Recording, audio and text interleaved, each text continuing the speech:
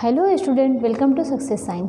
तो हम लोगों ने अभी तक जो पिछली क्लास में देखा था, हम लोगों ने क्या देखा था, एनीमिया के बारे में, यानी एनीमिया रोग है क्या, इसके बारे में हम लोगों ने देखा था।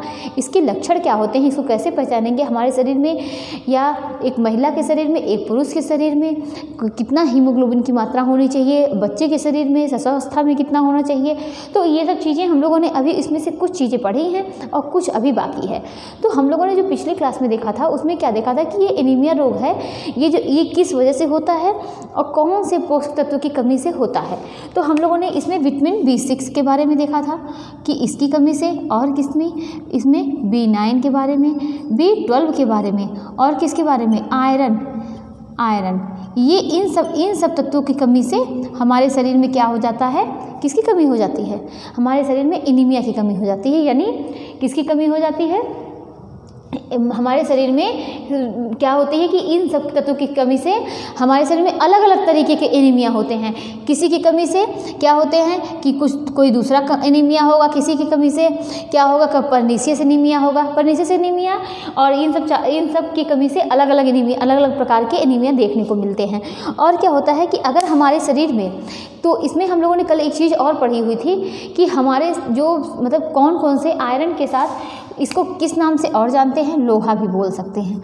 तो इसके साथ जो होते हैं, इसकी एक फ्रेंड होती है, फ्रेंडशिप। किससे फ्रेंडशिप है, किससे होती है, विटामिन C से इसकी फ्रेंडशिप है। और अगर हमारे शरीर में आयरन की कमी है तो इसकी भी कमी अपने आप हो जाएगी। अगर हमारे शरीर में आयरन की कमी है तो इसकी फ्रेंडशिप, आयरन की फ्रेंडशिप किससे है, विटामिन C से है। अगर हमारे शरीर में आयरन की कमी है तो विटामिन C का अवशोषण नहीं होगा। तो कौन कौन से फ्रेंड हुए, आयरन हुआ और विटामिन C हुआ। किसी कमी से हो रहा है anaemia, vitamin B6, B9, B12, iron, इतना। और हम लोगों ने क्या समझा कि आयरन की डिफिशियंसी से एनीमिया जो है वह ज़्यादा देखने को मिलता है। सबसे ज़्यादा किससे देखने को मिलता है, आयरन की कमी से देखने को मिलता है। और जब आयरन की बात आती है, जब एनीमिया की बात आती है, तो हमारे मन में एक चीज़ और आती है कि अगर इस व्यक्ति को एनीमिया से ग्रसित है या एनीमिया इसको हो गया है, तो बात आती है हीमोग्लोबिन की। तो जब भी हमारे शरीर में किसकी पोषक तत्वों की कमी होती है या व्यक्ति कोई एनीमिया से ग्रसित होता है तो उसके शरीर में क्या होती है कि हीमोग्लोबिन की मात्रा कम हो जाती है। तो लेकिन इसमें क्या होता है, इसमें जो जब ऐसी दिक्कत आती है तो क्या होता है, इसमें आरबीसी का आकार अलग अलग तरीके का हो जाता है। इसमें आरबीसी में क्या होता है, आरबीसी में असमानता देखने को मिलती है। कैसी कंडीशन में, एनीमिया के कंडीशन में आरबीसी में असमानता देखने को मिलती है, असमानता देखने को मिलती है। अब ये मतलब ये अलग अलग तरीके की असमानता देखने को मिलेगी। किसी में क्या होगा, किसी एनीमिया में उसमें क्या होगा कि आरबीसी का आकार छोटा हो जाएगा, किसी में आरबीसी का आकार बड़ा हो जाएगा, किसी में हंसिए के आकार का हो जाएगा। मतलब सब में अलग अलग तरीके की। इसमें सबसे ज़्यादा महत्वपूर्ण क्या है, मतलब मुख्य इसमें क्या होगा, एनीमिया में आरबीसी में क्या होती है कि आरबीसी में असमानता देखने को मिलती है। एनीमिया की जब भी बात आती है तो देखिए क्या होता है कि इसमें ब्लड की ही कमी होती है। तो इतना हम लोगों ने इसके बारे में समझा। और क्या हम लोगों ने क्या देखा था कि जो भी मतलब एनीमिया के कारण क्या हो सकते हैं, एनीमिया के कारण क्या हो सकते हैं कि हम लोगों ने कई रीज़न पढ़े हुए हैं। इसमें क्या था, एक हुकवर्म था। क्या था, हुकवर्म था। और क्या था, रक्त की हानि थी, रक्त की हानि हम लोगों ने पढ़ा। और क्या पढ़ा, हुकवर्म पढ़ा। और क्या हम लोगों ने पढ़ा, आवश्यकता में वृद्धि पढ़ी। और क्या कि ऑक्जेलिक एसिड और फैटिक एसिड पढ़ा। ऑक्जेलिक, अगर आप लोग कल की क्लास लिए होंगे तो आप लोगों को याद आ रहा होगा ना कि ये सब हम लोगों ने, इसके जो भी मतलब रीज़न है, ये सब हम लोगों ने पढ़ा था। ऑक्जेलिक एसिड और क्या, और फैटिक एसिड पढ़ा था, फैटिक एसिड। और क्या, जो भी खनिज तत्व में बाधा पहुंचाते हैं, जैसे चाय, कॉफ़ी, और क्या पढ़ा था, कोको। ये सब जो भी मतलब पदार्थ होते हैं कि बहुत ज़्यादा चाय, कॉफ़ी, चॉकलेट हुआ, ये सब खनिज तत्व क्या होते हैं, खनिज तत्व के अवशोषण में बाधा पहुंचाते हैं। और हम लोगों ने क्या देखा था कि गर्म प्रदेश में रहने वालों, जो गर्म प्रदेश में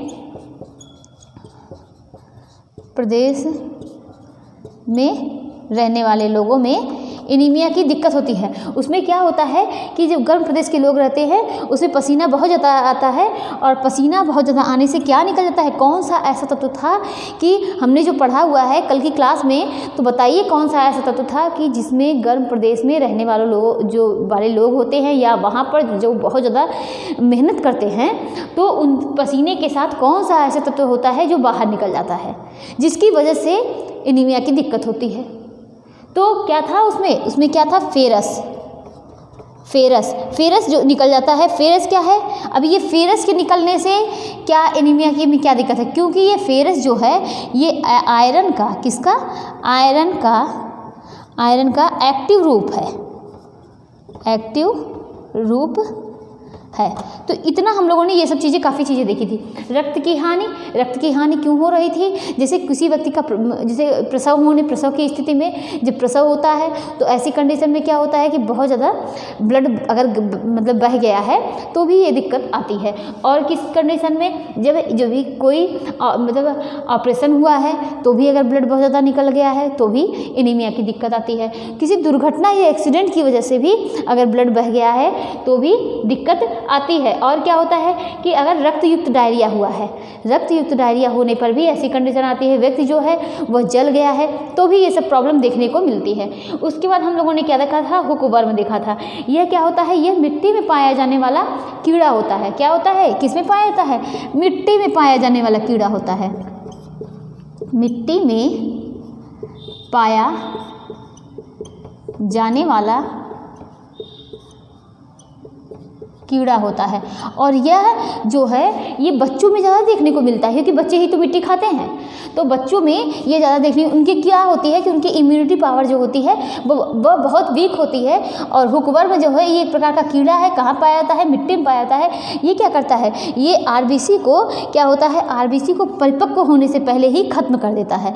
आरबीसी को परिपक्व होने से पहले ही क्या करता है, आरबीसी को परिपक्व होने से पहले ही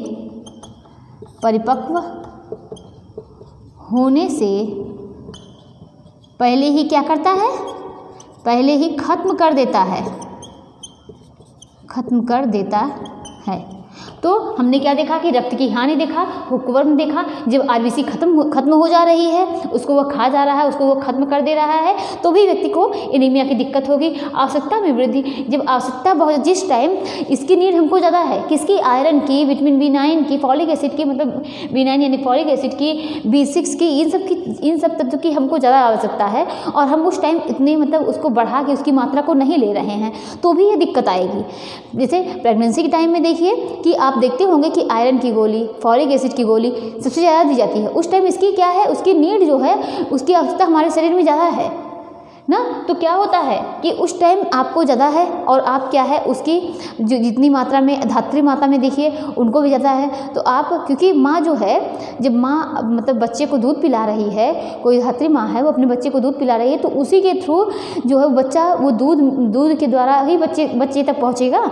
तो क्या है कि माँ को और धात्री माँ को और किसको, कि प्रेग्नेंट महिला को, इन सबको क्या है, इन सब की नीड ज़्यादा है। तो जब जिस कंडीशन में इन सब की नीड ज़्यादा है और आपको उतनी आपकी पूर्ति नहीं हो रही है, तो भी ये दिक्कत आती है। और क्या है, ऑक्जेलिक एसिड, फैटिक एसिड, ये क्या है, ये ऐसे तत्व होते हैं जो हमारे आहार में रहते हैं। कौन कौन से, ऑक्जेलिक और फैटिक एसिड ये रहते हैं। आयरन का अवशोषण ये क्या करते हैं, आयरन का अवशोषण नहीं होने देते। ये हमारे आहार में, हमारे भोजन के द्वारा जरूर जाएंगे। अगर आप इनको चाहेंगे कि ये हमारे शरीर में ना जाएं तो ऐसा नहीं हो सकता है। ये हमारे शरीर में जाएंगे और क्या करेंगे, जो भोजन के तत्व हैं, जो मतलब इन सब तत्वों को, पौष्टिक तत्वों को क्या करेंगे, वह उनके अवशोषण में बाधा पहुंचाएंगे। तो जब वो बाधा पहुंचाएंगे तो इनका अवशोषण नहीं होगा, और अवशोषण नहीं होगा तो हमारे शरीर में ब्लड बनेगा नहीं, तो फिर एनीमिया की दिक्कत आएगी। तो ये सब क्या है कि ये ऑक्जेलिक एसिड और फैटिक एसिड, मतलब इनकी जो है हमारे शरीर में बहुत ज़्यादा मात्रा में आवश्यकता नहीं होती है और ये जाते ज़रूर है, तो इनकी मात्रा हमारे शरीर में बहुत कम होनी चाहिए, या हो अगर ना हो तो अच्छा है। और क्या, चाय, कॉफ़ी, कोको, चॉकलेट, ये सब भी क्या करते हैं, खनिज तत्व के अवशोषण में बाधा पहुँचाते हैं। गर्म प्रदेश में रहने वालों में हमने बताया कि उसमें क्या होता है, पसीने के थ्रू क्या फेरस जो है वो बाहर निकल जाता है, और ये क्या होता है, ये आयरन का एक्टिव रूप होता है। वहाँ पर जो मेहनत करते हैं उनमें भी क्या होता है कि पसीने के थ्रू फेरस जो है वो बाहर निकल जाता है, और ये क्या होता है कि आयरन का एक्टिव रूप होता है। हीमोग्लोबिन में क्या होता है कि हीमोग्लोबिन किससे किससे मिलकर बना होता है, किससे, हमने बताया था, हम लोगों ने क्या समझा, हीमोग्लोबिन, हीमोग्लोबिन, हिम क्या है, हिम जो है ये आयरन है, हिम क्या है, आयरन है। ग्लोबिन क्या है, ये प्रोटीन है, प्रोटीन है ना, तो हिम क्या है, आयरन है, और ग्लोबिन क्या है, प्रोटीन है। तो जब हमारे शरीर में कि अगर आयरन की डिफिशियंसी होगी, आयरन की कमी होगी, तो भी क्या होगा, ये नहीं बनेगा।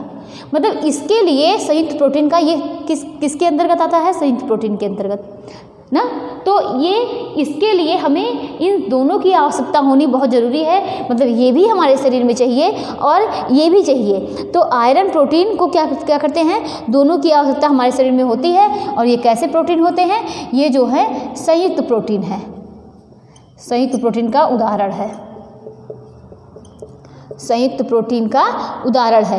फिर डाइट में अगर आयरन नहीं लेते हैं, डाइट में आयरन की जितनी मात्रा है उतनी मात्रा नहीं ले रहे हैं, तो भी क्या होता है, हीमोग्लोबिन की एनीमिया की दिक्कत होती है। और क्या कि मासिक धर्म के ज़्यादा स्राव से भी ये दिक्कतें आती हैं। हमारे शरीर में जितनी B6, B9, B12 की आवश्यकता है उसकी पूर्ति भी हमें अपने आहार के थ्रू करनी चाहिए। तो इतना क्या हम लोगों ने पढ़ा था कल, जो भी ये क्लास लिया था, ये क्या है, आयरन एनीमिया के कारण है। इन सब वजह से, इन सब कारणों की वजह से एनीमिया की दिक्कत आती है। अब हम लोग क्या देखेंगे, इसके लक्षण क्या हैं, एनीमिया के लक्षण क्या हैं, कि क्या उसके लक्षण होते हैं। इसमें देखते हैं, एनीमिया के लक्षण में हम लोग देखेंगे कि पीले रंग की त्वचा, पीले रंग की, यहाँ पर लिख लीजिए लक्षण, पीले रंग की त्वचा। क्या होता है कि जब बिलिरुबिन की मात्रा बढ़ती है तो आरबीसी की मात्रा घटने लगती है। पीलिया में क्या होता है, मतलब क्या होता है, बिलिरुबिन की मात्रा उसमें बढ़ जाती है और आरबीसी की मात्रा घट जाती है। तो ऐसी कंडीशन में क्या होता है कि त्वचा जो होती है, हथेली और आँखें, ये सब क्या होती है, शरीर जो होता है वह पीला दिखने लगता है।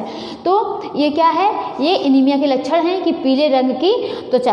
और आगे देखते हैं कि मानसिक दुर्बलता, मानसिक दुर्बलता, हमारे शरीर में अगर पोषक तत्वों की कमी होगी तो मानसिक दुर्बलता भी देखने को मिलेगी। जब शरीर ही कमज़ोर है तो व्यक्ति क्या है, बहुत एक्टिव नहीं रह पाएगा, उसको चक्कर आएगा। उनके शरीर में हीमोग्लोबिन के द्वारा हमारे शरीर को ऑक्सीजन मिलता है ना, पूरे शरीर में ऑक्सीजन पहुंचता है, दौड़ता है। और ऑक्सीजन की कमी होगी हमारे शरीर में तो बहुत सी दिक्कतें आएंगी, चक्कर आएगा, उसको मतलब मानसिक रूप से व्यक्ति कमज़ोर हो जाएगा, उसका दिमाग किसी एक जगह स्थिर नहीं रहेगा, वो लगेगा ही नहीं। तो क्या होगा कि मानसिक दुर्बलता देखने को मिलेगी। और क्या होगा, विकास की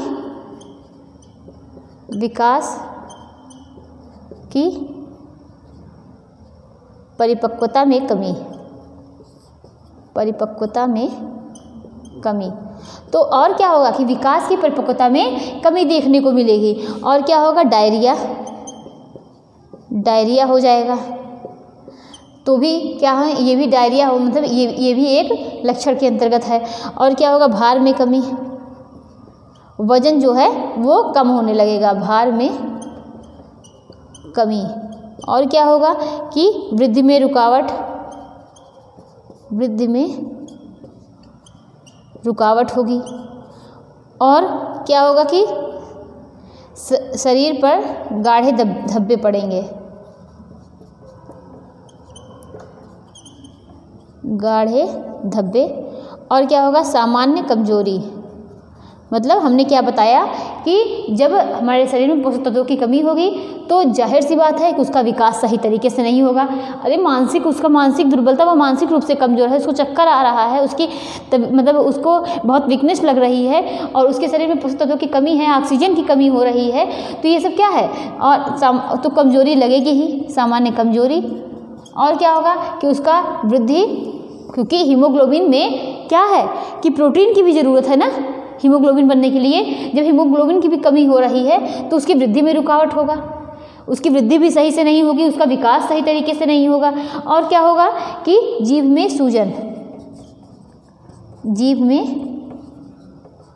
सूजन, जब ये सब चीज़ें अगर आपको देखने को मिलती है, ये सब क्या है, ये उस एनीमिया के लक्षण हैं। अब हम लोग आगे देखते हैं कि हीमोग्लोबिन की मात्रा कितनी होनी चाहिए।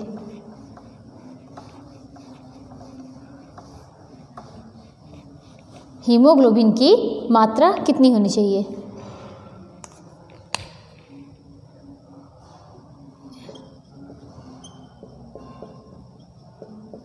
हीमोग्लोबिन की मात्रा, हीमोग्लोबिन की मात्रा कितनी होनी चाहिए, ये पहले लिखते हैं इसको नॉर्मल लेवल।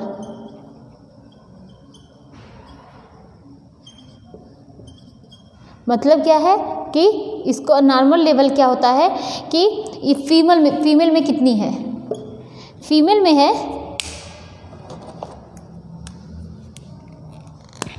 फीमेल में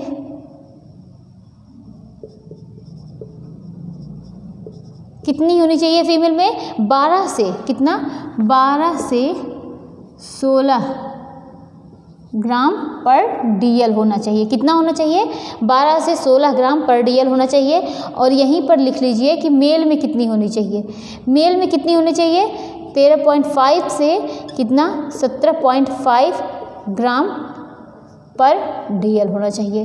तो ये नॉर्मल लेवल है, सामान्य कितना होना चाहिए, फीमेल में कितना होना चाहिए, 12 से 16 ग्राम पर DL होना चाहिए। और मेल में कितनी होनी चाहिए, 13.5 से कितना कि 5 से 13.5 से कितना 17, मतलब 17.5 या 17.5 से 5 ग्राम पर DL होना चाहिए। आगे देखते हैं कि उसके बाद कितना है, माइल्ड एनीमिया, ये नॉर्मल लेवल हो गया।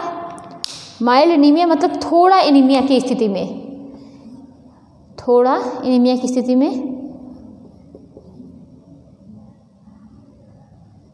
माइल्ड एनीमिया, माइल्ड एनीमिया ये क्या होता है, थोड़ा एनीमिया की स्थिति कितनी होनी चाहिए, कितनी होती है, कितनी होती है कि 10 से कितना, 10 से 12 ग्राम पर DL, किसमें, फीमेल में, फीमेल में। और किसमें, पुरुष में, मेल में कितनी होती है, 10 से 13.5 ग्राम पर DL। ये किसकी मात्रा है, मेल की। और ये क्या है, ये थोड़ा एनीमिया की कंडीशन में ये होता है। अब आगे देखते हैं किसमें जब थोड़ा ज़्यादा होता है, यानी मॉडरेट, मॉडरेट एनीमिया।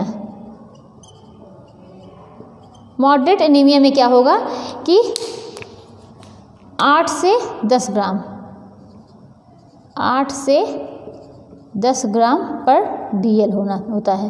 तो ये 8 से 10 ग्राम है, तो ये किसका है, मॉडरेट का है, मॉडरेट एनीमिया है। और अगर माइल्ड एनीमिया है यानी थोड़ा ज़्यादा है, इससे थोड़ा ज़्यादा है, तो 10 से 12 ग्राम पर DL है। और क्या है कि नॉर्मल लेवल है, तो फीमेल में कितनी है, 12 से 16 ग्राम पर DL है। अब यहाँ पर देखते हैं और क्या है कि सीवियर यानी गंभीर एनीमिया, सीवियर एनीमिया यानी गंभीर एनीमिया,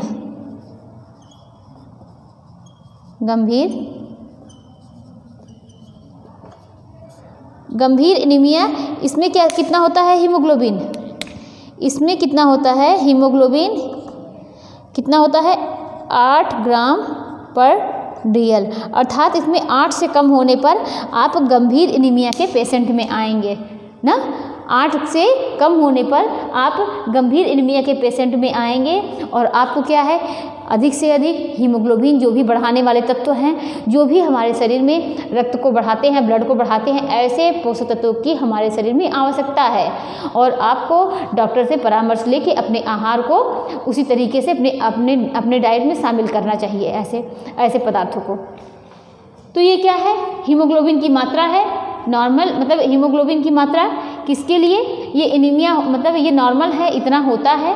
और क्या कि माइल्ड एनीमिया, जब व्यक्ति को थोड़ा सा कम एनीमिया है, बहुत हल्का, तो ये दिक्कत इतना होता है। और मॉडरेट ज़्यादा, मतलब थोड़ा उससे ज़्यादा होने पर मॉडरेट होगा। और क्या होगा कि सीवियर यानी गंभीर एनीमिया की कंडीशन में कितना होगा कि 8 से कम होने पर आप गंभीर एनीमिया के पेशेंट होंगे। अब आगे देखते हैं कि हीमोग्लोबिन लेवल चार्ट, इसको देखते हैं। ये तो एनीमिया के कंडीशन में कितना ब्लड होता है ये था। अब हीमोग्लोबिन लेवल चार्ट के बारे में देखते हैं।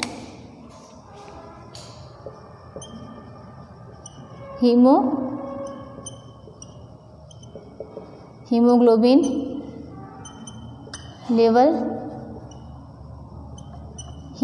लेवल चार्ट, ये क्या होता है। हीमोग्लोबिन लेवल चार्ट में क्या होता है, तो पहले देखते हैं बर्थ में, मतलब उस टाइम कितना होना चाहिए, उस टाइम कितना होना चाहिए, उस टाइम जो है वह 13.5 से कितना होना चाहिए,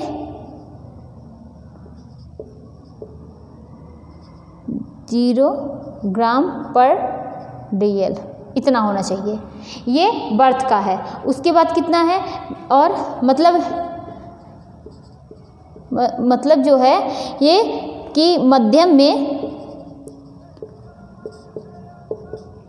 कितना हो सकता है, ये 16.5 ग्राम पर DL, इतना हो सकता है। ठीक है, तो मतलब आप देख रहे हैं कि सबसे ज़्यादा जो है, मतलब बच्चों को सबसे ज़्यादा हीमोग्लोबिन की आवश्यकता होती है, और इनमें जो होती है हीमोग्लोबिन जो है वो ज़्यादा होता है। उसके बाद देखते हैं कौन कौन से, ये तो यहाँ पर कितना 1 मंथ, यहाँ पर लिखते हैं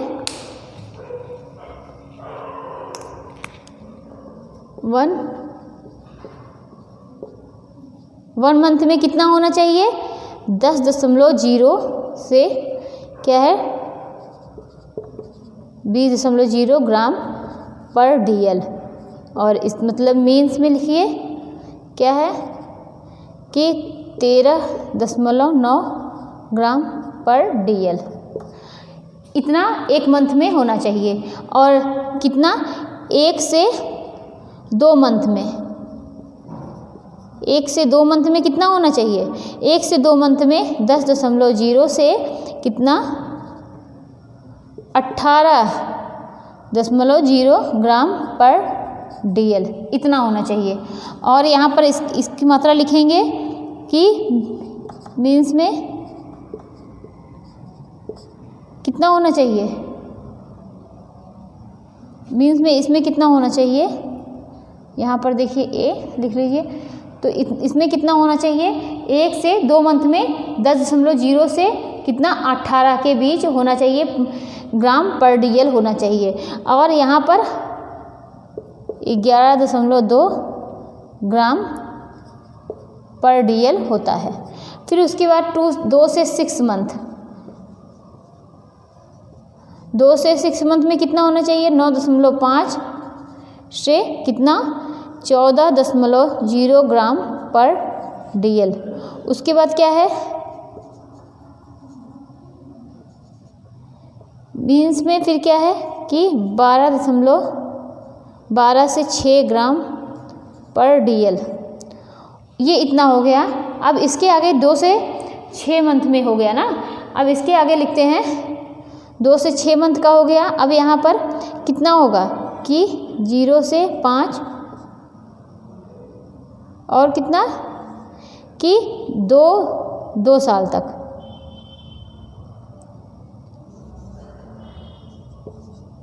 इसमें कितना होना चाहिए, 5 मंथ से कितना होना चाहिए, इसमें 2 साल तक 2 ईयर तक कितना होना चाहिए, 2 ईयर तक जो है वह कितना होना चाहिए, 10.5 से 13.5 ग्राम पर DL होना चाहिए।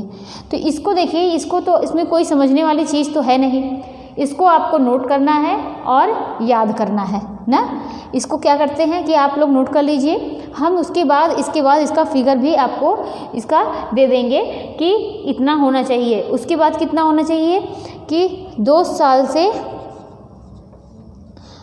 से कितने, 2 साल से 6 साल के बच्चों में, 2 साल से 6 साल के बच्चों में 11.5 से 13.5 ग्राम पर DL होना चाहिए। अब ये क्या हो गया, अब 2 से 12 साल के बच्चों में देखेंगे, यहीं पर लिख लीजिए, पूरा कंप्लीट हो जाएगा। 2 से 12 साल के बच्चों में 11.5 से कितना, 15.5 ग्राम पर DL इतना होना चाहिए। तो ये क्या है, कितना, इसका मतलब बर्थ में कितना होना चाहिए, 1 मंथ में, 2nd मंथ में, मतलब उसके ये सबका चार्ट दिया हुआ है और इसमें कोई चीज़ समझने वाली नहीं है। सब कुछ क्या है कि सिर्फ आप देख के इसको अपने माइंड में सेट कर सकते हैं। अर्थात बच्चों में क्या है कि हीमोग्लोबिन जो है, हीमोग्लोबिन का स्तर ज़्यादा होता है, बच्चों में हीमोग्लोबिन का स्तर ज़्यादा होता है, लेकिन धीरे धीरे वह क्या होता है, घट रहा है। इसमें इस चार्ट के थ्रू आप देख सकते हैं। अब आगे देखते हैं कि फीमेल में,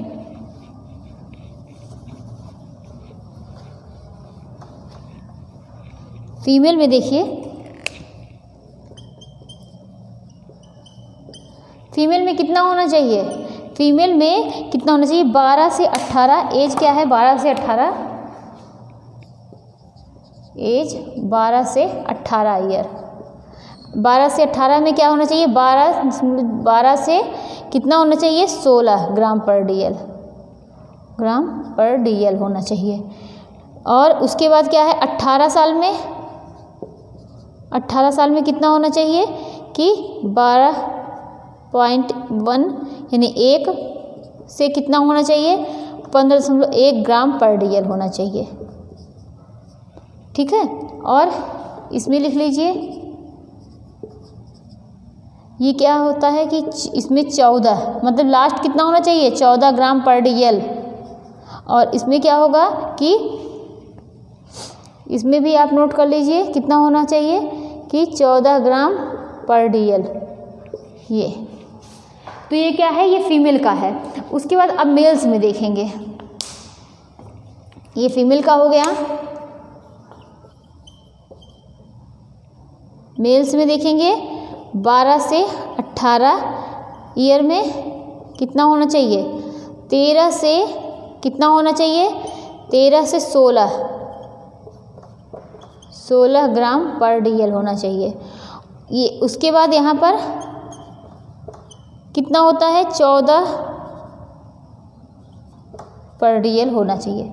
ये क्या है, ये मेल्स का है। कब है, 12 से 18 साल में या 12 से 18 के एज में इतना ब्लड होना चाहिए। उसके बाद क्या है कि 18 साल में, 18 साल के बाद कितना होना चाहिए, 13 से 6 से और 17 ग्राम पर DL होना चाहिए,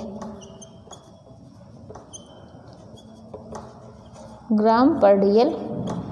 ये क्या है, ये फीमेल का है और ये मेल्स का है, ये महिला और ये पुरुष का है। अब इसके बाद क्या है, अगर किसी व्यक्ति में एनीमिया हुआ है तो शरीर पर क्या प्रभाव पड़ेंगे, इसको देखते हैं।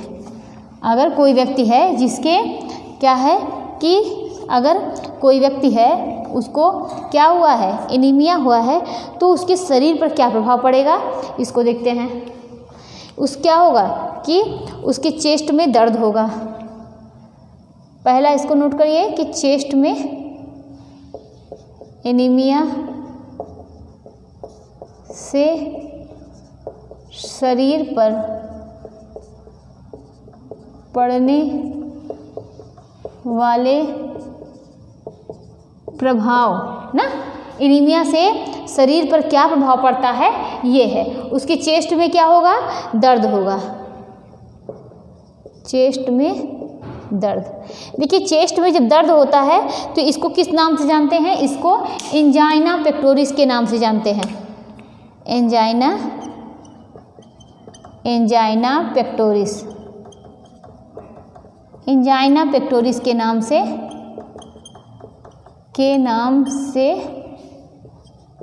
जानते हैं। इससे क्या होगा कि जो चेस्ट में पेन होता है, चेस्ट में दर्द होगा, इसको क्या बोलेंगे? एंजाइना पेक्टोरिस बोलेंगे।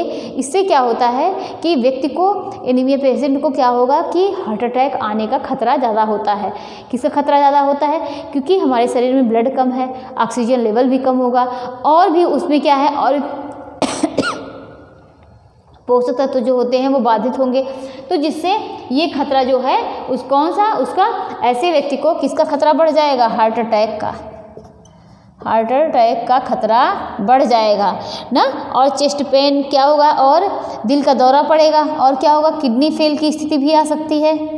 किडनी फेल की स्थिति भी आ सकती है, मतलब चेस्ट पेन होगा, हार्ट अटैक होगा, और किडनी फेल की भी कोई भी कंडीशन आ सकती है। अब सेकेंड वाला देखते हैं, ये क्या है कि ये एनीमिया से शरीर पर पड़ने वाले प्रभाव हैं। अब क्या देखेंगे कि इसके लिए, एनीमिया के लिए प्रयोग होने वाले टेस्ट, एनीमिया के लिए कौन से टेस्ट प्रयोग किए जाएंगे? एनीमिया के लिए प्रयोग होने वाले टेस्ट, एनीमिया के लिए कौन से टेस्ट होते हैं? कौन से टेस्ट होंगे? पहले हिस्टामीन टेस्ट होंगे। क्या होंगे? हिस्टामीन।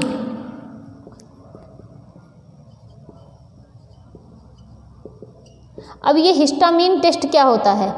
हिस्टामीन टेस्ट होता है, ये क्या बोलते हैं? इसे पेंटागेस्ट्रिन बोलते हैं। इसको क्या बोलेंगे? इसे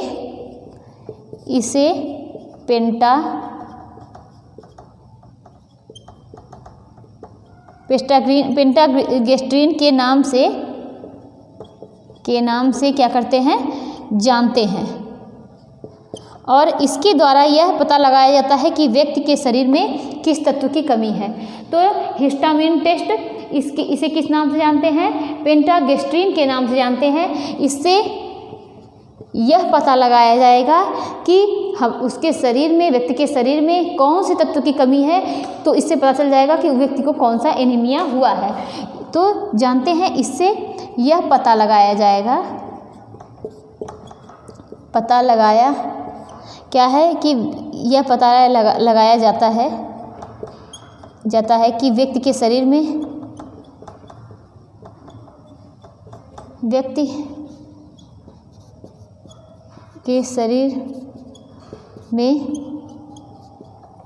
किस तत्व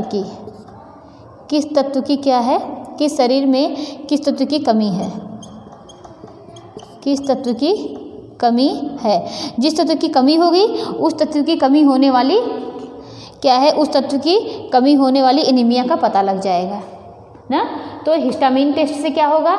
इसे पेंटागेस्ट्रिन के नाम से जानते हैं। इससे यह पता लगाया जाता है कि व्यक्ति के शरीर में किस तत्व की कमी है। जिस तत्व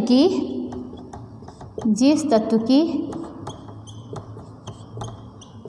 कमी होगी, क्या होगा कि जिस तत्व की कमी होगी उस तत्व की कमी होने वाली, उस तत्व की कमी होने वाली क्या होगा, एनीमिया का पता चल जाता है। एनीमिया का पता चल जाता है। तो हमने क्या देखा कि एनीमिया के लिए कौन से टेस्ट प्रयोग किए जाते हैं, कौन से टेस्ट, जिसको बोलते हैं हिस्टामीन टेस्ट। क्या बोलते हैं? हिस्टामीन टेस्ट बोलते हैं। इसे और किस नाम से जानते हैं? इसको बोलते हैं पेंटागेस्ट्रिन के नाम से जानते हैं। इस टेस्ट में क्या पता लगाया जाता है कि यह पता लगाया जाता है कि इस व्यक्ति के शरीर में कौन से तत्व की कमी है। B6 की कमी है कि B9 की कमी है कि आयरन की कमी है कि B12 की कमी है। मतलब कौन सा ऐसा तत्व है जिससे शरीर में जिसकी कमी है। और अगर उस तत्व का पता चल जाएगा तो इससे क्या है कि जिस तत्व की कमी होगी पता चल जाएगा तो उस तत्व की कमी होने वाली एनीमिया का पता चल जाता है। ये हिस्टामीन टेस्ट के अंतर्गत हो गया। अब आगे देखते हैं कि और इसमें क्या होता है कि एक चीज़ और नोट कर लीजिए कि इस तत्व में क्या होता है कि इस टेस्ट का प्रयोग कब? गर्भावस्था में नहीं किया जाता है। अब ये क्यों नहीं किया जाता है? इस टेस्ट का प्रयोग किस पर नहीं किया जाएगा? गर्भावस्था में नहीं किया जाता है, यानी प्रेगनेंसी टाइम में नहीं किया जाता है।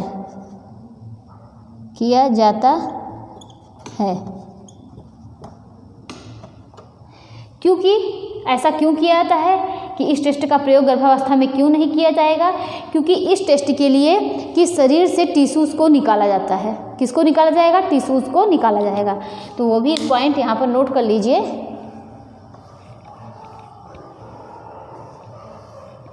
क्योंकि नहीं किया जाता है, क्योंकि इस टेस्ट के लिए किसकी आवश्यकता पड़ती है? इस टेस्ट के लिए टिश्यूज़ की आवश्यकता पड़ती है। टिश्यूज़ की आवश्यकता क्या होता है कि आवश्यकता पड़ती है। आवश्यकता पड़ती है जो शरीर से निकाला जाता है। जो शरीर से क्या किया जाएगा? निकाला जाता है। निकाला जाता है जो कि शरीर से गर्भावस्था के समय टिश्यूज़ का निकालना ये हमारे शरीर के लिए उस टाइम उस कंडीशन में उस शरीर से टिश्यूज़ का निकाला जाना वो खतरनाक होता है या हानिकारक होता है। तो हिस्टामीन टेस्ट क्या होते हैं? हिस्टामीन टेस्ट को किस नाम से जानते हैं? पेंटागेस्ट्रिन के नाम से जानते हैं। और यह किस लिए? इससे क्या पता चलता है? इससे क्या होता है कि किस व्यक्ति में के शरीर में कौन से तत्व की कमी है यह पता लगाया जा सकता है। और जब पता चल गया कि कौन से तत्व की कमी है तो उस तत्व की कमी से होने वाले एनीमिया का पता अपने आप चल जाता है या स्वतः चल जाता है। इस टेस्ट का प्रयोग कब नहीं किया जाएगा?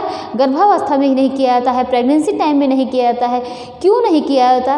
क्योंकि उसमें क्या करते हैं? इस टेस्ट के लिए टिश्यूज़ की आवश्यकता पड़ती है जो कि शरीर से निकाला जाता है। और प्रेगनेंसी टाइम में शरीर से टिश्यूज़ का निकालना वह खतरनाक या हानिकारक होता है। तो इतना हम लोगों ने इसके बारे में देखा। अब और एक चीज़ देखते हैं, सामान्यतः हिस्टामीन टेस्ट तब बोलते हैं, यहाँ पर नोट करिए, सामान्यतः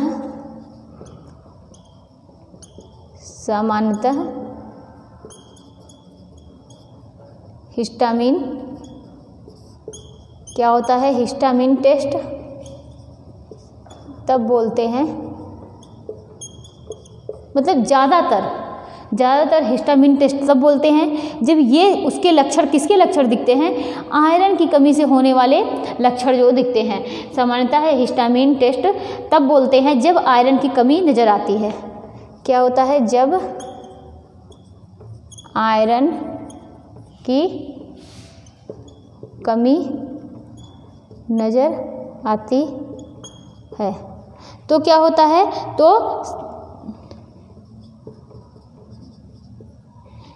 आयरन की कमी नज़र आती है। सामान्यतः हिस्टामीन टेस्ट तब बोलते हैं जब आयरन की कमी नज़र आती है। आयरन की कमी नज़र आती है। आयरन की कमी से क्या हो जाता है? एक चीज़ और देख लीजिए कि आयरन की कमी से काइलोनीजिया हो जाता है। क्या हो जाता है? आयरन की कमी से क्या होगा? काइलोनीजिया। अब ये काइलोनीजिया क्या होता है? काइलोनीजिया हो जाता है। काइलोनीजिया में नाखून क्या होता है? जो नाखून का शेप होता है वह स्पून के आकार का हो जाता है। काइलोनीजिया में क्या होता है कि नाखून का शेप किसके आकार का? स्पून के आकार का हो जाता है। तो ये हम लोगों ने किस टेस्ट के बारे में पढ़ा? हिस्टामिन टेस्ट के बारे में पढ़ा। हिस्टामिन टेस्ट किस पर नहीं किया जाता? प्रेगनेंसी टाइम में यानी गर्भावस्था में नहीं किया जाता। क्यों नहीं किया जाता है? क्योंकि उस टाइम क्या होता है कि इस टेस्ट के लिए टिश्यूज़ की आवश्यकता होती है जो कि शरीर से निकाला जाता है, और टिश्यूज़ जो है वह प्रेगनेंसी टाइम में गर्भावस्था के समय शरीर से निकालना ये उस टाइम हानिकारक होता है, इस वजह से नहीं निकाला जाता। और क्या ये टेस्ट तब होता है जब ज़्यादातर सामान्यतः क्या देखा जाता है? आयरन की शरीर में कमी दिखी जाती है, और उसमें क्या होता है? आयरन की कमी से और क्या होता है? काइलोनीजिया हो जाता है, जिसमें क्या होता है? नाखून जो होते हैं उसका शेप कैसा हो जाता है? उसका शेप हो जाता है कैसा? स्पून के आकार का हो जाता है। अब आगे हम लोग और क्या देखते हैं? Ceiling test. क्या देखते हैं? Ceiling test. ये पहला टेस्ट हो गया।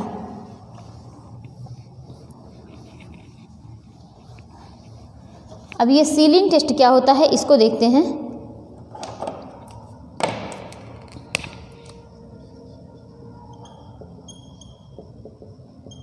Ceiling test. सीलिंग टेस्ट क्या होता है? जब शरीर में विटामिन B12 के लक्षण नजर आते हैं। कब? जब शरीर में B12 के लक्षण नज़र, उसमें क्या था? हिस्टामिन टेस्ट में क्या था? किसकी कमी थी? किसके लक्षण कुछ मतलब कमी नज़र आती है? ज़्यादातर आयरन की। और ये सीलिंग टेस्ट में जब शरीर में B12 के लक्षण क्या होते हैं? नज़र आते हैं, तो सीलिंग टेस्ट का प्रयोग किया जाता है। लक्षण नज़र आते हैं तो सीलिंग टेस्ट का प्रयोग किया जाता है।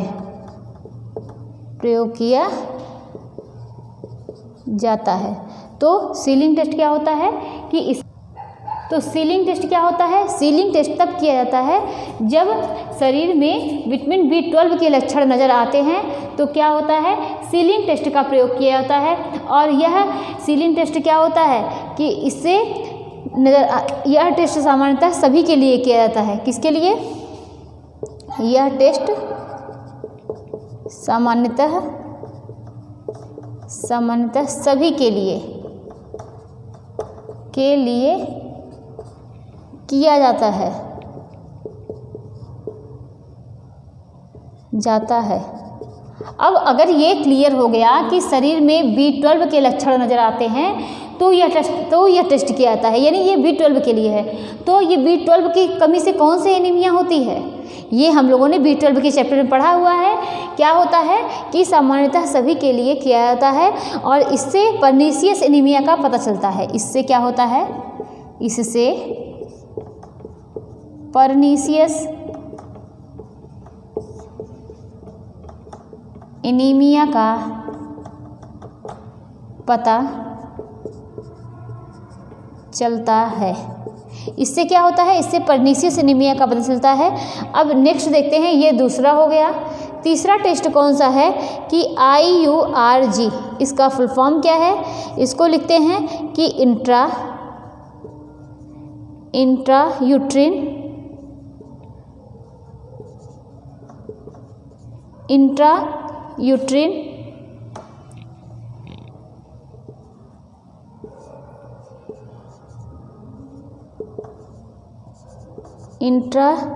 ग्रोथ। क्या है? ग्रोथ। और क्या है कि उसके बाद ये रिस्ट्रिक्शन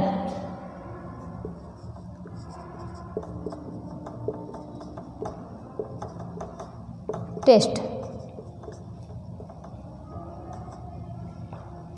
इंट्रायूट्रिन ग्रोथ रिस्ट्रिक्शन टेस्ट। ये कहा जाता है, कहा जाता है। यह टेस्ट कब किया जाता है? यह टेस्ट जो है वह प्रेगनेंसी टाइम में या आप बोल सकते हैं कि गर्भावस्था में किया जाता है। यह टेस्ट जो है वह गर्भावस्था में कब किया जाएगा? गर्भावस्था में किया जाता है। कौन सा टेस्ट गर्भावस्था में नहीं किया जाता है? हिस्टामिन टेस्ट नहीं किया जाता। हिस्टामिन से क्या होता है? हिस्टामिन में क्या ऐसे क्यों नहीं किया जाता है? क्योंकि उसमें क्या होता है, टिश्यूज़ निकाले जाते हैं और जो कि प्रेगनेंसी टाइम में खतरनाक होते हैं। इसमें क्या होता है, इसमें पोषक तत्वों की कमी के बारे में मतलब वो कमी देखने के लिए वो टेस्ट किया जाता है कि कौन से पोषक तत्व की कमी है। और जब पता चल जाएगा कि इस पोषक तत्व की कमी है तो यह स्वतः पता चल जाता है कि इससे यह एनीमिया हुआ है। और इंट्रायूट्राइन ग्रोथ और क्या है कि रिस्ट्रिक्शन टेस्ट में क्या है कि यह टेस्ट जो है कब किया जाता है? गर्भावस्था में किया जाता है, किया जाता है। जब माँ गर्भावस्था में एनीमिया से ग्रसित होती है, जब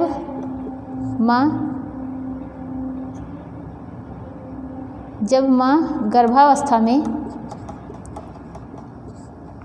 किससे? एनीमिया से ग्रसित होती है या फिर किसी टेस्ट या फिर क्या है, किसी रोग से ग्रसित है या फिर किसी रोग से ग्रसित है, तो उसका पता लगाने के लिए क्या किया जाता है? IURG टेस्ट किया जाता है। तो उसका पता लगाने के लिए IURG टेस्ट किया जाता है। और इसके द्वारा क्या होता है कि गर्भस्थ शिशु के वृद्धि एवं विकास का भी पता लगाया जाता है। इसके द्वारा गर्भस्थ शिशु के वृद्धि एवं विकास का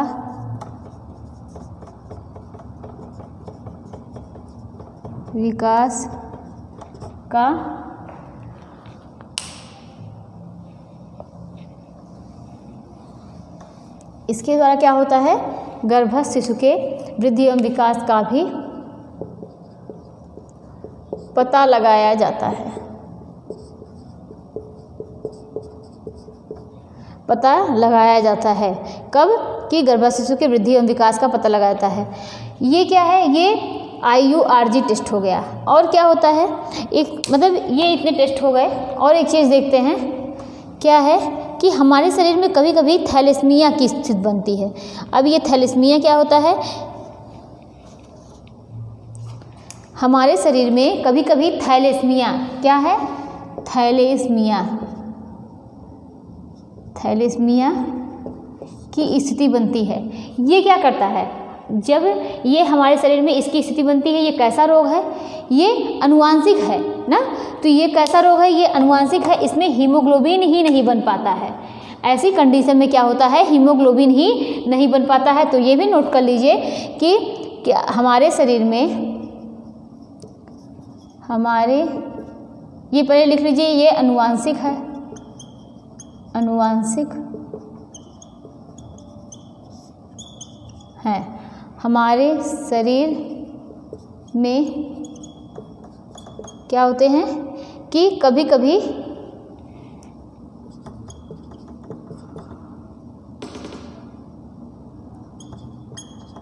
यह स्थिति बनती है, यानी थैलेसीमिया की स्थिति बनती है।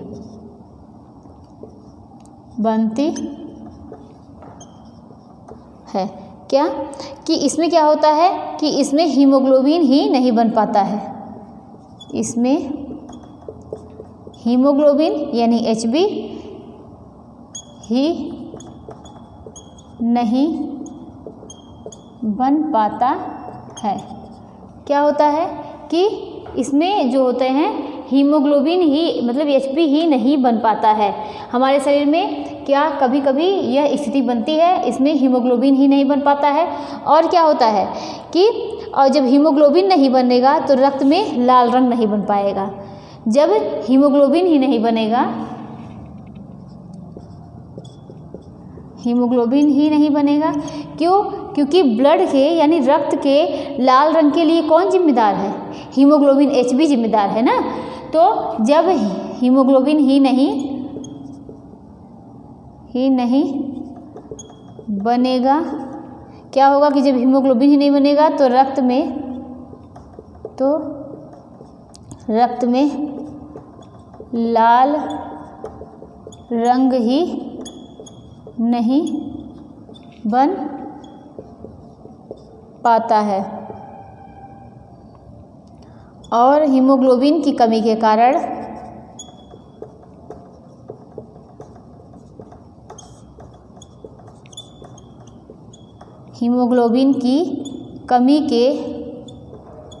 कारण कोशिकाओं तक ऑक्सीजन नहीं पहुंच पाता है।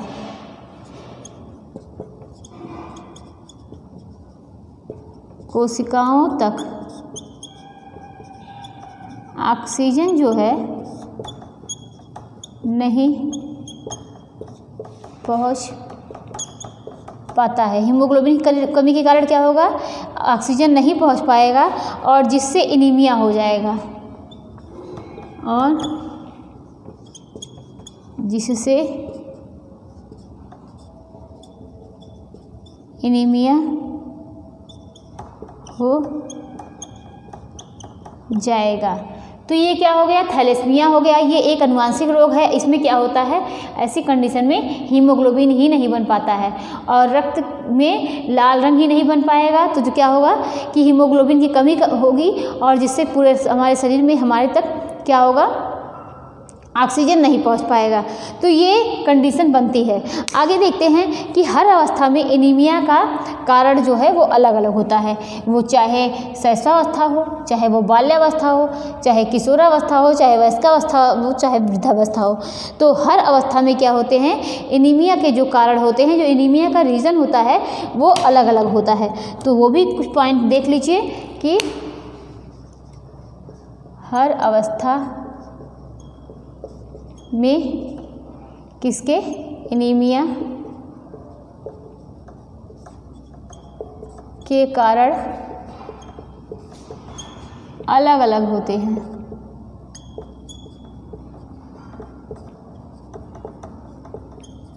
अब कौन कौन से पहले किस में देखते हैं? पहले देखते हैं शैशवावस्था में।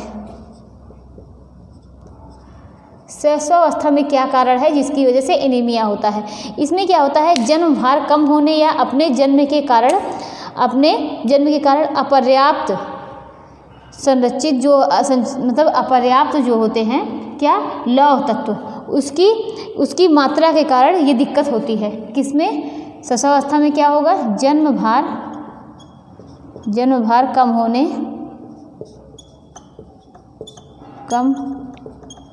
होने या जन्म भार कम होने या अपने जन्म के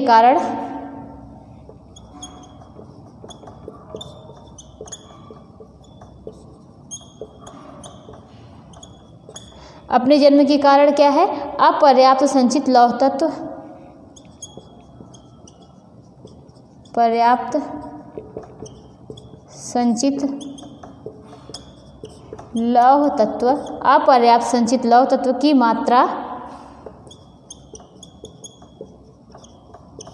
मात्रा जैसा कि हम लोग जानते हैं कि जन्म भार में जन्म के समय जब क्या होता है कि जन्म के समय कितना अपर्याप्त वजन हो, मतलब भार जो है कम होने के, मतलब 2.5 kg से बच्चे का वेट कम हो। कितना? 2.5 kg से बच्चे का वेट कितना कम हो, अगर कम होगा तो बच्चों में क्या ऐसी कंडीशन बनेगी, ऐसी कंडीशन होती है। ये एनीमिया के कारण होता है। एनीमिया की कंडीशन होने पर क्या होगा? बच्चे जो होते हैं किससे कम होते हैं? 2.5 kg से कम होते हैं। बच्चा 6 महीने का आयरन जो होता है वह अपनी माँ से जब बच्चे की मतलब बच्चा आता है पृथ्वी पर, तो उस टाइम क्या होता है कि वो 6 महीने तक का आयरन लेके आता है।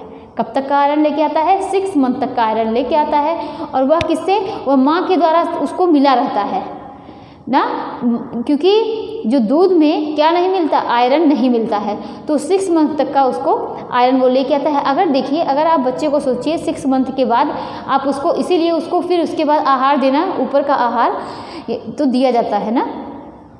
क्यों? इसीलिए दिया जाता है क्योंकि अब उसका आयरन खत्म हो गया है, अब उसको और भी तत्व की उसको रिक्वायरमेंट हो रही है और उसको तत्व की आवश्यकता है। तो ये क्या है कि जब बच्चा माँ का दूध पीता है तो उसमें आयरन नहीं होता, तो इसके लिए क्या होता है कि उसको मतलब वो उसके शरीर में वो अपना लेके आता है 6 मंथ के लिए। आगे देखते हैं कि बहुजन्म, दूसरा क्या है? ये शैशवावस्था इसमें हो गया जन्मभार कम होने या उसके लौह तत्व की मात्रा, संचित लौह तत्व की मात्रा। और अब दूसरा क्या है कि बहुजन्म। बहुजन्म का मतलब यानी मल्टीपल बर्थ।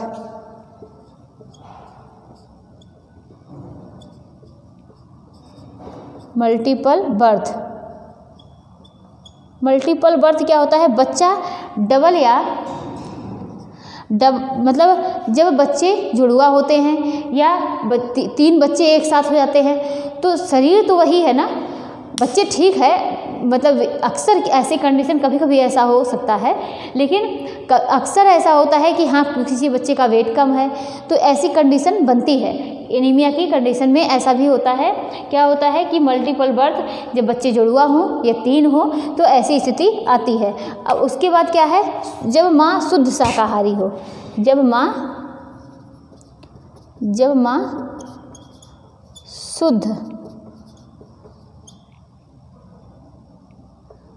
शाकाहारी हो, या जब माता का जब माता का दूध जो होता है कि बच्चे पी रहे हैं और वो माँ ऐसी कंडीशन में कि माँ जो है वो शुद्ध शाकाहारी हो, क्योंकि विटामिन B12 जो है उसकी डिफिशियंसी उन लोगों में ज़्यादा देखने को मिलती है जो शाकाहारी होते हैं ना, क्योंकि क्या होता है कि विटामिन B12 की कमी शाकाहारी में ज़्यादा होती है।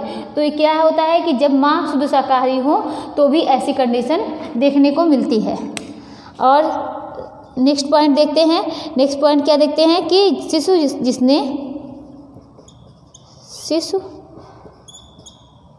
जिसने दुग्ध आहार लिया हो,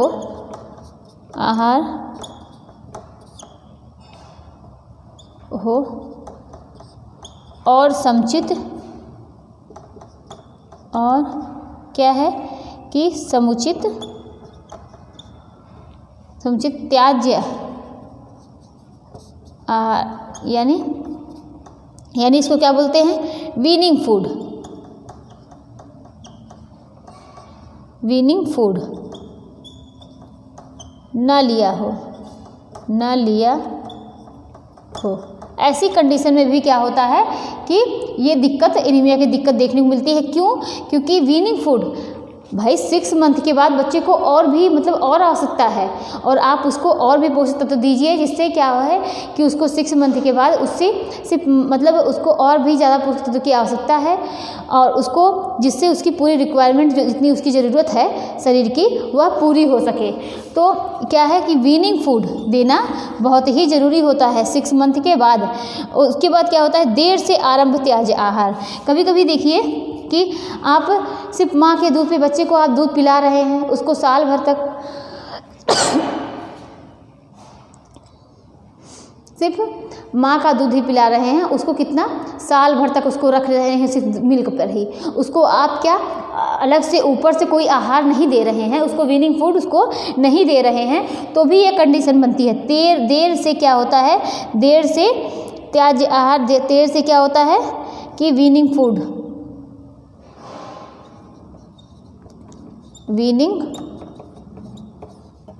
देने पर ये कंडीशन आती है। कब? जब देर से आप शुरुआत करते हैं, मतलब इसका एक टाइम है, क्योंकि 6 मंथ बाद बच्चे को ऊपरी आहार थोड़ा थोड़ा देना स्टार्ट कर देना चाहिए। और अगर आप साल 1.5 साल तक आप दे ही नहीं रहे, बच्चे को ऊपरी आहार खिला ही नहीं रहे हैं, तो उसको ब्लड की दिक्कत तो आएगी ही ना। और ये क्या है? ये 5th पॉइंट हो गया। अब आगे देखते हैं कि फॉलेट का अवशोषण ठीक से न हो सकने के कारण, क्योंकि फॉलेट की कमी से, देखिए हमने पढ़ा होगा B9 में क्या होता है, फॉलेट की कमी से, B9 की कमी से क्या देखने को मिलता है, NTD देखने मिलता है, फॉलेट का अवशोषण ठीक से ना हो सकने के कारण।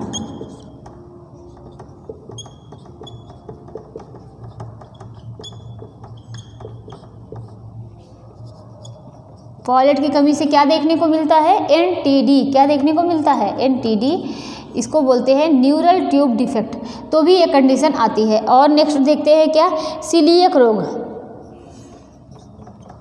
सीलियक रोग में और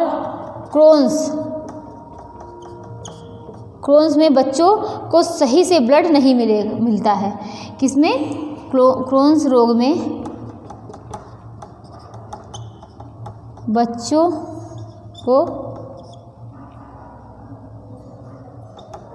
सही से ब्लड नहीं मिलेगा, जिससे एनीमिया देखने को मिलती है। तो ये क्या था, ये कब का था, ये शैशवावस्था का था। अब आगे हम लोग देखते हैं बाल्यावस्था के बारे में। ये शैशवावस्था का हो गया। बाल्यावस्था की कंडीशन में क्या होता है, इसको देखते हैं। इसमें आहारीय अपूर्णता, बाल्यावस्था क्या होता है कि आहारीय अपूर्णता। तो बाल्यावस्था की कंडीशन में क्या होगा कि आहारीय, जब उसकी जितनी उसकी रिक्वायरमेंट है और उसकी पूर्ति नहीं होगी, उसको आहार जितना दिया जाना है उतना उसको नहीं दिया जा रहा है, तो भी एनीमिया की दिक्कत आती है। कब, बाल्यावस्था में आहारीय अपूर्णता, उसको पूर्ण रूप से आहार नहीं मिल रहा है। और दूसरा क्या होता है, दूसरा जो होता है हुकवर्म कृमि बाधा के कारण क्या होते हैं, हुकवर्म कृमि बाधा के कारण गुप्त रक्त हानि।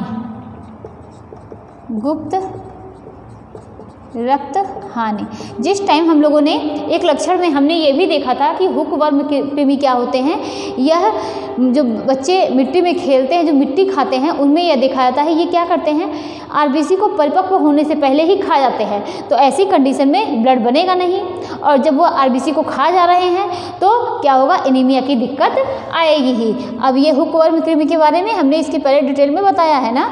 अब ये तीसरा पॉइंट क्या है, तीसरा पॉइंट है कि बालिकाओं की उपेक्षा क्या होती है। बालिकाओं की उपेक्षा का मतलब क्या हुआ, बालिकाओं की उपेक्षा का मतलब हो गया कि क्या होता है, बालकों पर ज़्यादा ध्यान दिया जाता है कि ये बालक हैं, जो कि मतलब बालिकाओं को भी नीड है, लेकिन क्या है, ये बालक हैं, इनको ज़्यादा पोषक तत्व के बारे में, मतलब उस पर, उनके खाने पीने के बारे में, उनके खान पान पर ज़्यादा ध्यान दिया जाएगा, और ये बालिकाएं हैं, इन पर ज़्यादा ध्यान नहीं दिया जाएगा। तो ऐसी कंडीशन में भी क्या होता है कि ये एनीमिया की दिक्कत देखने को मिलती है। दीर्घकालिक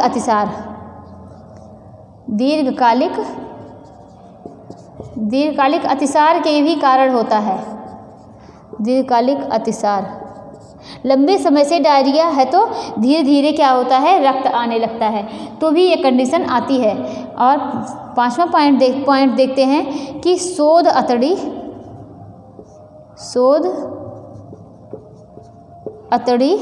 इसको बोलते हैं इन्फ्लामेटरी, क्या बोलेंगे,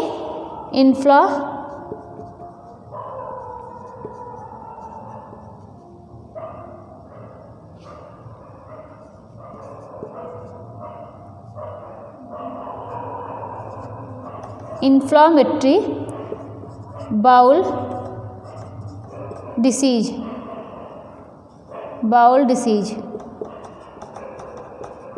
इन्फ्लामेटरी बाउल डिसीज, ये क्या होता है, इन्फ्लामेटरी बाउल डिसीज होता है। इसमें प्रॉपरली जो है वो मल का विसर्जन नहीं होता है। क्या होता है, इसको नोट कर लीजिए कि इसमें प्रॉपरली क्या होगा कि मल का विसर्जन नहीं होगा, और अगर होगा भी तो बहुत टाइम लगता है, का विसर्जन नहीं होगा,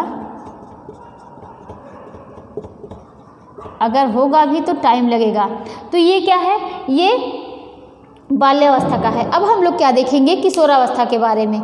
किशोरावस्था में क्या देखते हैं कि रजोदर्शन, क्या देखेंगे कि रजोदर्शन की शुरुआत, रजोदर्शन की शुरुआत के यानी की शुरुआत की वजह से भी उसमें ब्लड की मतलब उनको पोषक तत्वों की नीड ज़्यादा होती है, और अगर आप सही से नहीं ले रहे हैं तो भी ये दिक्कत आती है। रजोदर्शन की शुरुआत किसमें, किशोरावस्था, किशोरावस्था,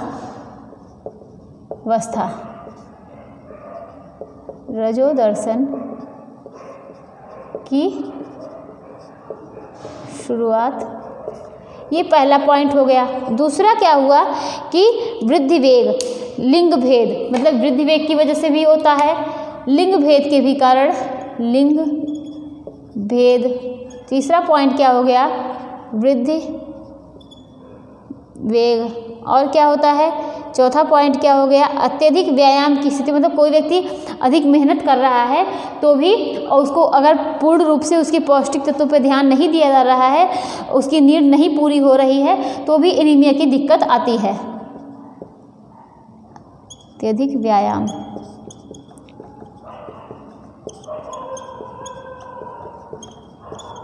कारण शीघ्र विवाह गर्भधारण, शीघ्र विवाह कर दीजिए।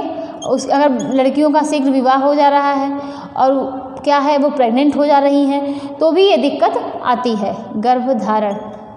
और उसके बाद क्या है कि रजोदर्शन धर्म के अत्यधिक रक्तस्राव, रजोधर्म के अत्यधिक बहुत ज़्यादा रक्तस्राव के भी कारण एनीमिया देखने को मिलती है। तो ये क्या हो गया कि ये किसका हो गया, ये जो है किशोरावस्था का डाइट हो गया। अब हम लोग क्या देखेंगे किसके बारे में, ये वयस्क में। वयस्क में क्या देखेंगे, दीर्घकालिक संक्रमण, दीर्घकालिक संक्रमण, दीर्घकालिक संक्रमण तपेदिक, जिसको क्या बोलते हैं, टीबी बोलते हैं ना, दीर्घकालिक संक्रमण तपेदिक। और दुर्दमता, ये दुर्दमता क्या होती है, दुर्दमता, इसमें सेल डिवीज़न ज़्यादा होता है, यानी एक तरीके से ये कैंसर की ही तरह समझिए। इसमें क्या होगा, दीर्घकालिक संक्रमण दुर्दमता, इसको आप एक कैंसर की ही तरह समझिए, दुर्दमता हो गया। तपेदिक को ब्रैकेट में कर दीजिए। अब नेक्स्ट पॉइंट देखते हैं। नेक्स्ट क्या होता है कि अत्यधिक लौहहीनता से रक्तहीनता देखने को मिलती है। अत्यधिक क्या है, लौहहीनता है। अगर अत्यधिक लोहे की मात्रा कम है, लौहहीनता, अत्यधिक लौहहीनता क्या है, हीनता से उत्पन्न रक्तहीनता, अत्यधिक लौह की कमी है तो भी ये दिक्कत देखने को मिलती है। अब तीसरा पॉइंट देखते हैं। तीसरा पॉइंट क्या होता है कि आहार में क्या है, आहार में टैनिन, जो कि किसके द्वारा मिलता है, चाय, कॉफ़ी, ये सब अगर आप लेंगे। और इसके पहले हम लोगों ने पढ़ा ही है कि अगर ये आहार में आप क्या ले रहे हैं, टैनिन ले रहे हैं और क्या ले रहे हैं, एवं ऑक्सलेट, एवं किसकी, ऑक्सलेट की मात्रा अधिक ले रहे हैं, की अधिकता।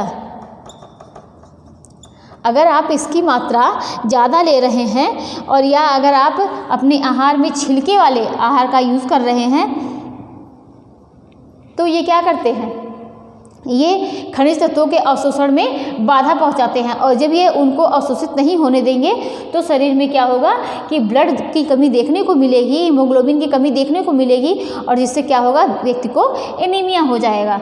तो ये तीसरा पॉइंट था। अब क्या देखते हैं, टेपवर्म कृमि की बाधा के कारण भी होता है, की बाधा के कारण। आंतों में अति बैक्टीरिया वृद्धि के कारण भी होता है, आंतों में अत्यधिक बैक्टीरिया वृद्धि हो गई है, अगर अत्यधिक बैक्टीरिया वृद्धि हो गई है, वृद्धि के कारण, तो ये क्या हो गया, वयस्कावस्था में हो गया। अब आगे देखते हैं वृद्धावस्था। क्या देखेंगे,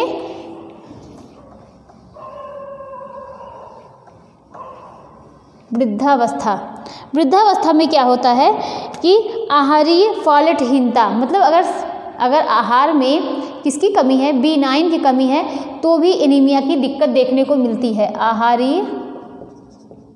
आहारीय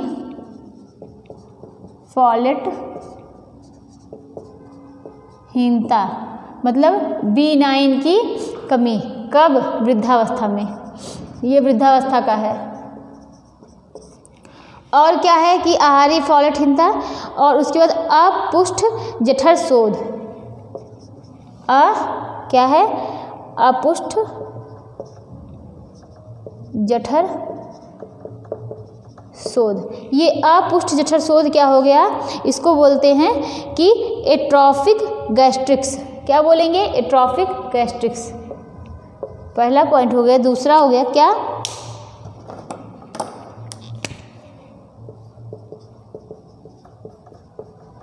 एट्रोफिक, और क्या, गैस्ट्रिक्स।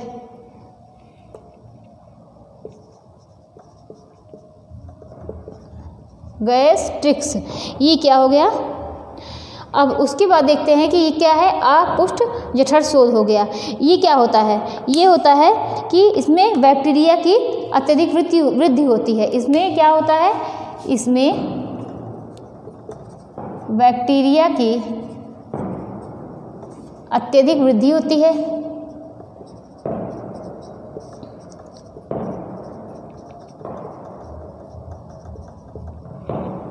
ये इसमें क्या होगा, बैक्टीरिया की अत्यधिक वृद्धि होती है।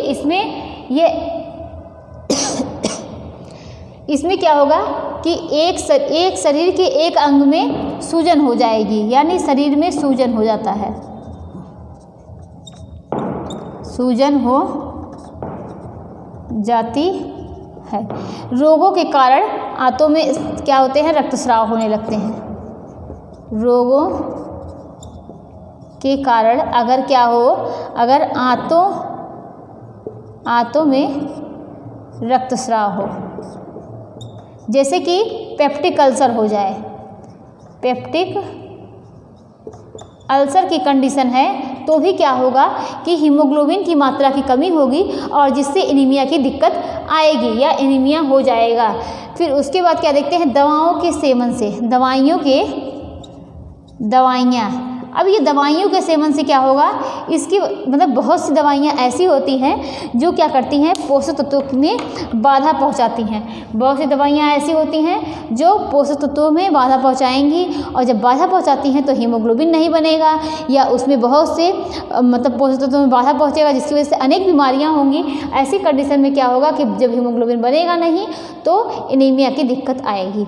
अब ये पाँचवा पॉइंट या नेक्स्ट पॉइंट हम लोग नोट करते हैं, क्या है कि मनोवैज्ञानिक परेशानियाँ। मनोवैज्ञानिक परेशानियाँ, अकेलापन, अपूर्ण अवशोषण।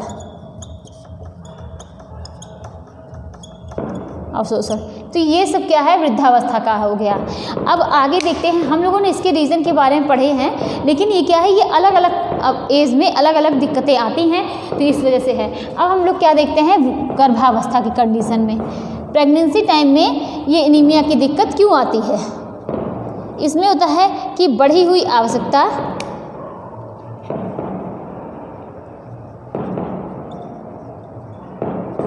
कि बढ़ी हुई आवश्यकता, और क्या है, हीमोडाइल्यूशन,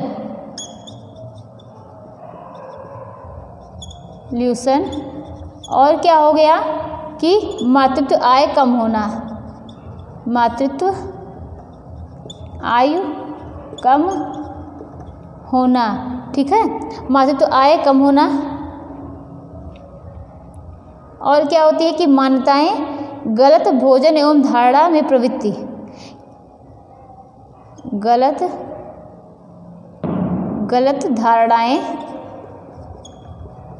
गलत धारणाएं एवं भोजन की अनुचित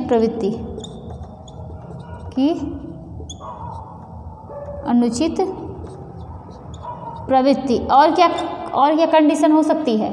और कंडीशन क्या हो सकती है कि संक्रमण।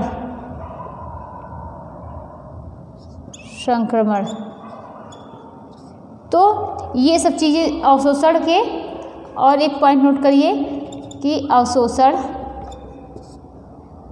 एवं पोषक तत्व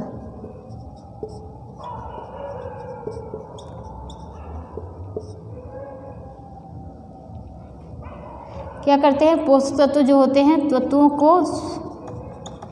स्वांगीकरण को प्रभावित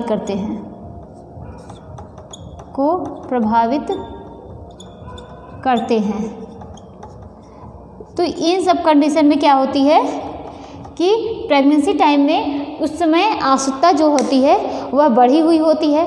अगर आप उस टाइम जितनी आवश्यकता है आप उस हिसाब से भोजन को नहीं ले रहे हैं, या विटामिन B9 हो गया, फॉलिक एसिड हो गया, और क्या हो गया, विटामिन B12 हो गया, इन सब की आवश्यकता उस टाइम ज़्यादा है, और आप उस हिसाब से आप नहीं ले रहे हैं, अपनी उसकी पूर्ति नहीं हो रही है आपके शरीर में, तो भी क्या होगा कि इसकी दिक्कत आती है, किसकी एनीमिया की प्रॉब्लम आती है।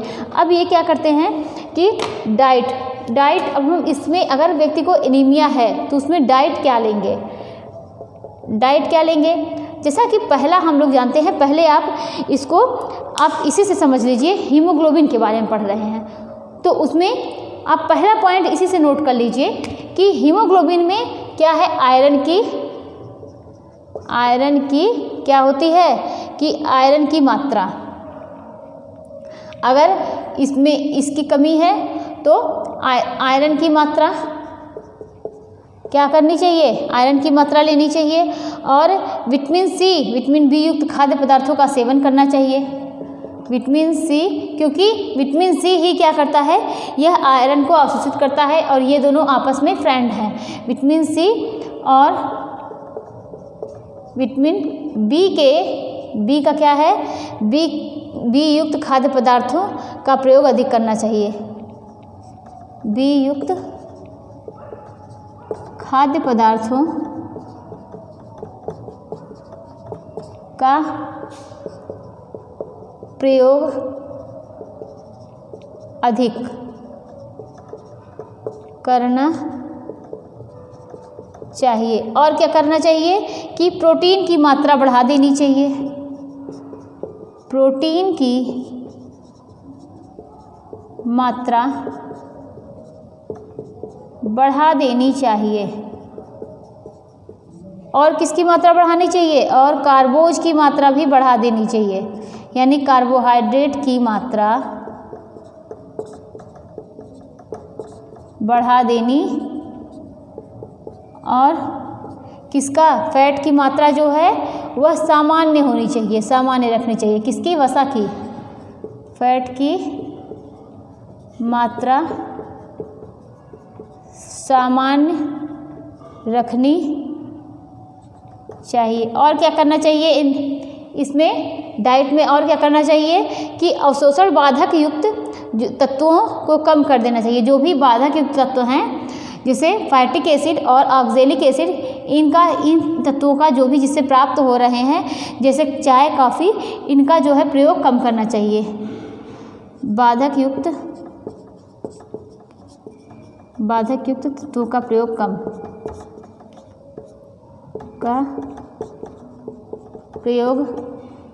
कम। तरल पदार्थों का सेवन अधिक करना चाहिए। तरल पदार्थों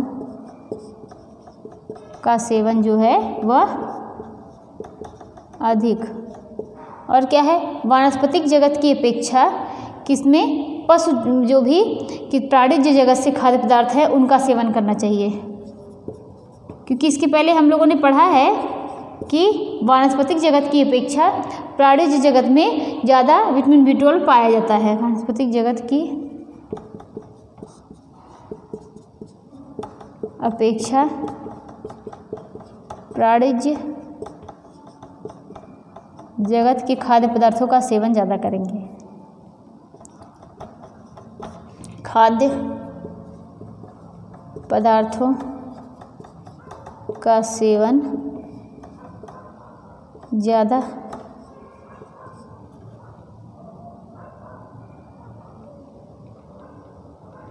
करेंगे। तो ये क्या है, ये इसकी डाइट के बारे में है कि उसमें आयरन की मात्रा लेनी चाहिए। और डाइट में क्या, विटामिन सी जैसे और हरी साग सब्जियाँ, देखिए गुड़ में आयरन बहुत ज़्यादा होता है, तो इन सब चीज़ों को क्या है कि बढ़ा देनी चाहिए ना। और क्या है, चना जो होता है वो भी, गुड़ चना, ये सब चीज़ें क्या हैं, मतलब अगर आप इसको खाएंगे तो क्या है, ब्लड जो है वो तेज़ी से बढ़ेगा। और क्या होगा कि प्रोटीन की मात्रा बढ़ाने दी जानी चाहिए। कार्बोज की मात्रा की भी क्या करनी चाहिए, उसको भी बढ़ा देनी चाहिए। किसकी मात्रा सामान्य रखनी चाहिए, फैट की मात्रा को सामान्य रखनी चाहिए। बाधक युक्त पदार्थ जो होते हैं जैसे ऑक्जेलिक हो गया, फाइटिक हो गया, इन सब की मात्रा को क्या करना चाहिए, कम करने देना चाहिए। क्योंकि इससे क्या है, चाय कॉफ़ी ये सब मिलेंगे ना, हम लोग अगर ले रहे हैं तो ये बाधक युक्त पदार्थ जब आएंगे तो ये क्या करेंगे, खनिज तत्वों में बाधा पहुंचाएंगे। और जिससे हमारे शरीर में जब खनिज तत्वों में बाधा पहुंचेगी तो क्या होगा कि हमारे शरीर में पोषक तत्वों की कमी होगी। और जब कमी होगी तो हीमोग्लोबिन बनेगा नहीं और एनीमिया की दिक्कत आएगी। तो ये क्या है, ये सब चीज़ें करनी चाहिए। तो आज के लिए इतना ही, अब कल मुलाकात होगी आप लोगों से। और ये जो है हम लोगों ने इतना पढ़ा। Thank you so much.